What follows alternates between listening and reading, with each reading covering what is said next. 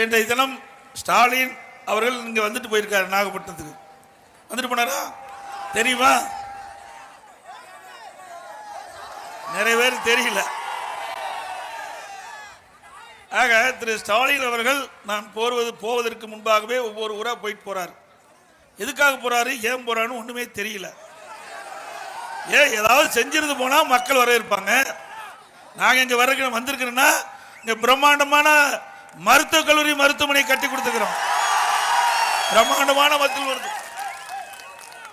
சுமார் 350 கோடியில அந்த மருத்துவக் கல்லூரி மருத்துவமனையே உங்களுக்காக வழங்கப்பட்ட அரசாங்கம் அரசாங்கம். அதோட இன்றைக்கு நிறைய மீன்பிடி துறைமுகங்கள் கொடுத்திருக்கிறோம். மீனவர்களுக்கு நிறைய திட்டங்கள், விவசாயிகளுக்கு நிறைய திட்டங்கள், இதையெல்லாம் கொடுத்து அதன் உங்களை வந்து பார்ப்பதற்கு நெஞ்ச நிமித்தி நாங்கள் வர்றோம். இந்த ஆட்சி பொறுப்பேற்று 50 மாத காலம் ஆகுது. 50 மாத காலத்தில் இந்த நாகப்பட்டினம் மாவட்டத்தில் ஏதாவது ஒரு பெரிய திட்டத்தையாவது கொண்டாந்துருக்காங்களா? அதனாலதான் மக்களை பார்க்கல, அப்படியே வந்தாரு போயிட்டார்.